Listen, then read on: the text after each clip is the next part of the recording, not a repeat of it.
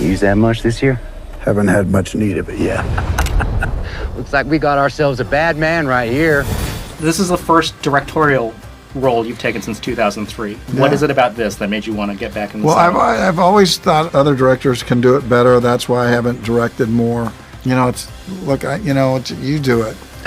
But when it came to this Western, I didn't want to see the things I love be arbitrated, fought over, or anything. I wanted it to be as raw as it is. That looks like a promising place. The place I might be able to see myself. What type of homework did you give them to prepare for kind of the difficulty and challenges of I gave them a really good script. I gave them a script that outlined how tough it was. Yeah. They didn't have to go searching. They had to inhabit, and boy, did the women inhabit their characters. Boy, did Luke Wilson and people did. They really took it to heart. They just ate it up.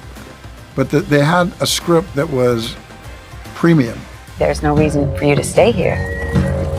And here you are. When you first read the script, what was the first question you wanted to ask Kevin about your character? The script was why. Why are you doing this? Kevin does look at that script as his Bible. He does approach the work that way. He believes all the answers lie within that script because he spent 30 years writing it.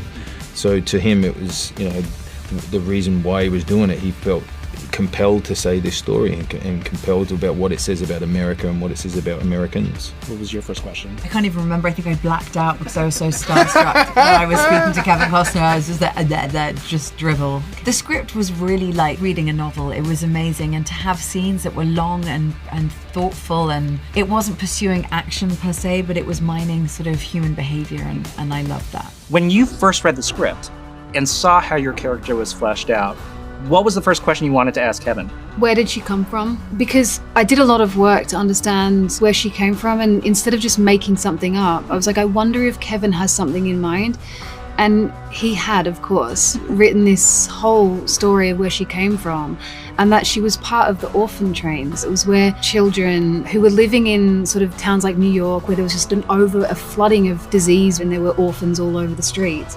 And they were sent on these trains and just sent out west. Often they were abused. The children were taken and thrown into sex work. And she was part of the orphan trail, and she began prostituting from a very young age. What a great question that you asked. Yeah. Yes, that's amazing.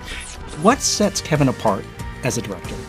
He trusted us and told us not to doubt ourselves every step of the way. And really working with someone like that, you really just feel like you have space to play, you have trust and belief in yourself. Like in a real show of strength, he relies on people, whether it's Jimmy Murrow, his cinematographer, or Scott Perez, who's in charge of the livestock, or Lisa Lobos, the great costume designer, or any of the actors. He delegates. I mean, it is like kind of a battle doing a film like this, where you have to have trust in the people you've hired, and he does that, which just makes you want to do the best possible job you can for him. I found him incredibly meticulous with with physicality in the film. I've been saying, to me, he's kind of the Bob Fosse of Westerns. Yeah.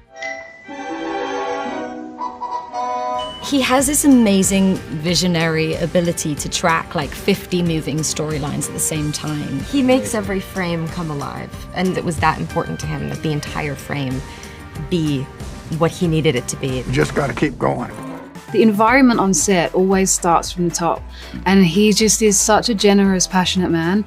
And so you just felt this constant buzzing on set, and it really helped to keep you there and keep you working hard. He just has an endless surge amount of energy, which is fascinating. All the best directors that I've had the privilege of working with bring something new out in you, right? And so for him to trust us enough to be able to be ourselves, and for us to look at him and for him to pull something new out of us, it's just beautiful. Was he exactly as you envisioned him?